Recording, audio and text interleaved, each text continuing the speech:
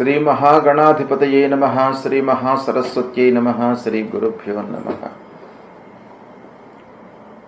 2026వ సంవత్సరంలో మేషరాశి జాతకులకు సంవత్సర గోచార ఫలితము ఎలా ఉన్నది అనే విషయాన్ని మనం తెలుసుకుందాం. ప్రథమంగా ఈ సంవత్సరంలో అనగా 2026వ సంవత్సరంలో ప్రధానమైనటువంటి గ్రహాలు అంటే సంవత్సర ఫలితాన్ని ప్రభావితం చేసేటువంటి గ్రహాలు గురువు, శని, రాహువు, కేతువు. ఈ గ్రహాల యొక్క సంచారము స్థితి ఎలా ఉంది అనేటువంటి విషయాన్ని చూసినట్టయితే బృహస్పతి గురువు 5 డిసెంబర్ 2025 నుండి 1 జూన్ 2026 వరకు మిథున రాశిలో సంచరిస్తున్నాడు.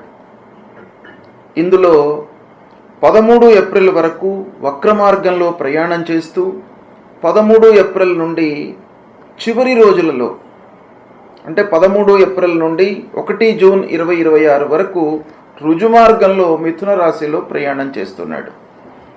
అంటే మొత్తం మీద ఈ సంవత్సరము 1 జూన్ 2026 వరకు మిథున రాశిలో గురు సంచారము ఉంది. తదనంతరం అంటే 1 జూన్ 2026 నుండి 31 అక్టోబర్ 2026 వరకు కర్కాటక రాశిలో ఉచ్చస్థానంలో సంచరిస్తున్నాడు. తదనంతరం సింహరాశిలోకి ప్రవేశిస్తున్నాడు. 31 అక్టోబర్ 2026 నుండి 24 జనవరి 2027 వరకు సింహరాశిలో సంచరిస్తున్నాడు.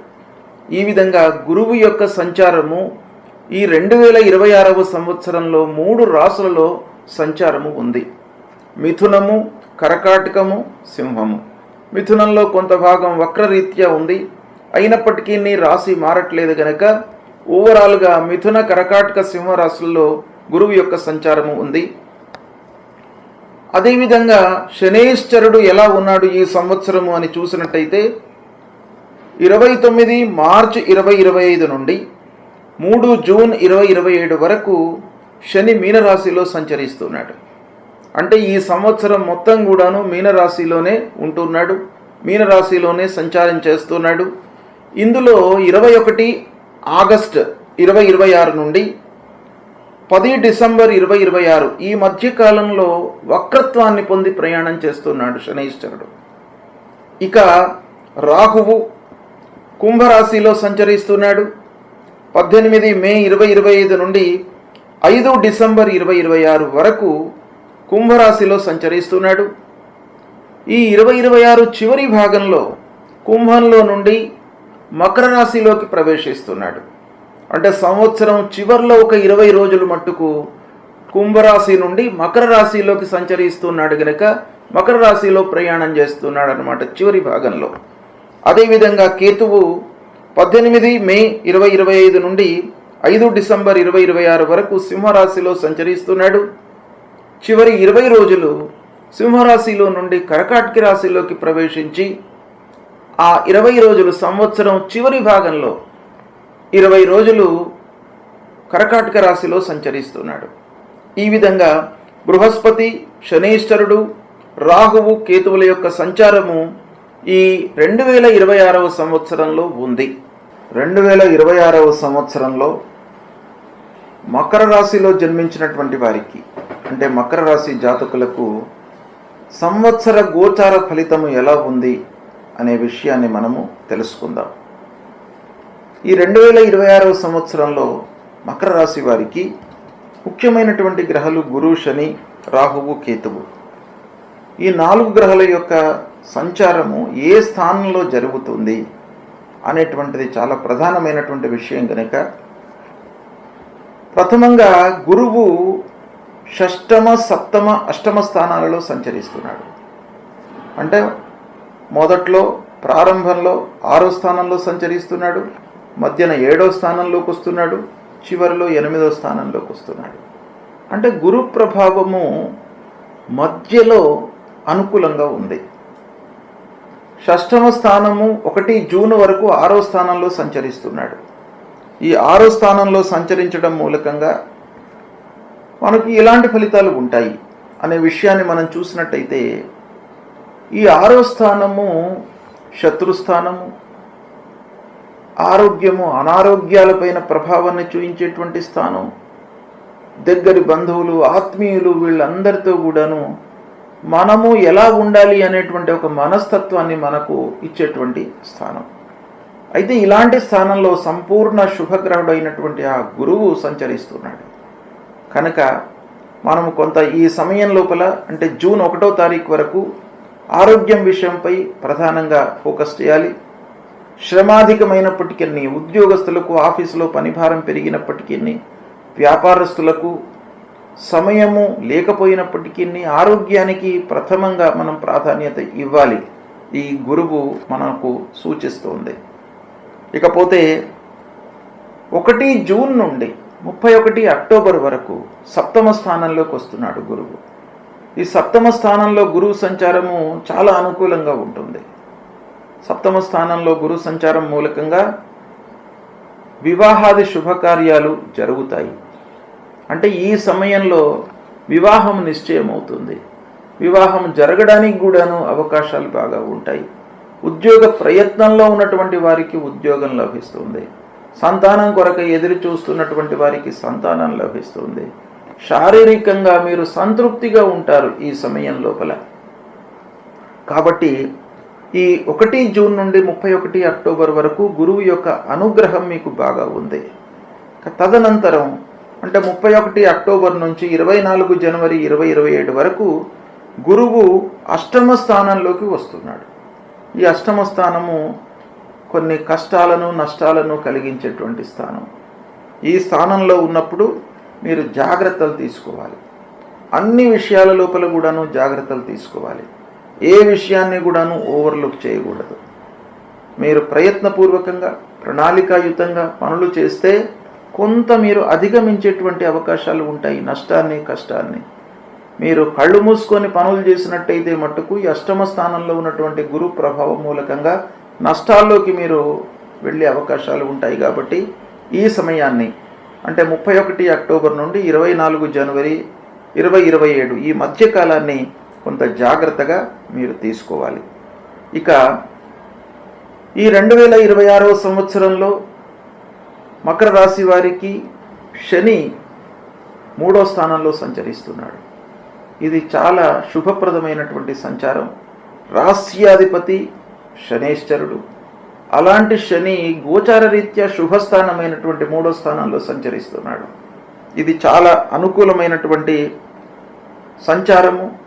తద్వారా మీకు శని మూలకంగా చాలా శుభ ఫలితాలు కలుగుతాయి. శని ముఖ్యంగా ఏంటంటే జీవితంలో మీకు కొన్ని పాఠాలను నేర్పిస్తాడు. కాబట్టి ఆ విషయం లోపల శని ప్రభావం మీకు అనుకూలంగా ఉంది. మంచి నేమ్ అండ్ ఫేమ్ను పొందుతారు. సమాజంలో గుర్తింపు లభిస్తుంది. సాహసోపేతమైనటువంటి నిర్ణయాలను తీసుకుంటారు. సోదరులు, ఆత్మీయులు, దగ్గరి వాళ్లతో కూడాను మీకు సత్సంబంధాలు ఉంటాయి. వాళ్ళ సూచనల మేరకు మీరు పనులు చేయడము, తద్వారా మీరు లాభాలను ఆర్జించడం అనేటువంటిది కూడాను ఇక్కడ ప్రథమంగా కనబడుతుంది. ఇక ధైర్యంతో మీరు పనులు చేస్తారు. విక్రమస్థానం 3వ స్థానం. దీనికి కొంత మీరు విచక్షణను, ఆలోచనను జోడించినట్టయితే మీకు అద్భుతమైనటువంటి ఫలితాలు ఈ శని మూలకంగా ఈ 2026వ సంవత్సరంలో ఈ మకర రాశి జాతకులకు కలుగుతాయి అనేటువంటిది మనకు ఈ సంచారం మూలకంగా తెలుస్తుంది. ఇక రాహువు 2వ స్థానంలో ఉన్నాడు, ప్రతికూలంగా ఉన్నాడు. 2వ స్థానంలో రాహు సంచరించడం మూలకంగా రాబడి, ఆదాయము, చేతిలో ఉన్న డబ్బు విషయంలో మీరు కొంత జాగ్రత్తలు తీసుకోవాలి. అనవసరమైనటువంటి ఖర్చులు ముందుకు వచ్చే అవకాశాలు ఉన్నాయి. కొన్నిసార్లు రావాల్సినటువంటి డబ్బు సమయానికి అందదు, కానీ చేతిలో ఉన్నటువంటి డబ్బు మాత్రం ఖర్చు అవుతుంది. ముఖ్యమైనటువంటి పనులు చేసే సమయంలో మీకు డబ్బు కొరత అనేటువంటిది కనబడుతుంది ఈ రాహు 2వ స్థానంలో ఉండడం మూలకంగా. కనుక ప్రత్యేకంగా డబ్బు విషయంలో జాగ్రత్తగా ఉండాలి. మాటల విషయంలో జాగ్రత్తగా ఉండాలి. అంటే ఎవరితో మాట్లాడినప్పటికీ మీరు 1కి 4 సార్లు ఆలోచించడం మంచిది. కుటుంబ వ్యవహారము బయట వ్యక్తులతో మీరు చర్చించకూడదు. ఇంట్లో ఉన్నటువంటి విషయాలను ఇంట్లో మట్టుకే మీరు చర్చించడం మంచిది. ఇలాంటివి కొన్ని ప్రికాషన్స్ మట్టుకు ఈ రాహు మూలకంగా తీసుకోవాలి. ఇక ఇదే సమయంలో కేతువు అష్టమ స్థానంలో ఉన్నాడు. కేతువు కూడాను ప్రతికూలంగా ఉన్నాడు. అష్టమ స్థానంలో సంచరిస్తున్నటువంటి కేతువు మూలకంగా కొన్ని ఇబ్బందులు, కొన్ని కష్టాలు, చిక్కులు, ఆలస్యము, విఘ్నాలు ఇలాంటివి తలెత్తేటువంటి అవకాశాలు ఉన్నాయి. ఈ అష్టమ స్థానంలో కేతువు మూలకంగా మీకేంటంటే కొంత దగ్గర వాళ్లతో మీరు జాగ్రత్తలు తీసుకోవాలి. మోసము జరిగేటువంటి అవకాశాలు ఉన్నాయి. అష్టమ స్థానంలో కేతువు మూలకంగా మిమ్మల్ని మభ్యపెట్టి మోసం చేసేటువంటి అవకాశాలు ఉంటాయి.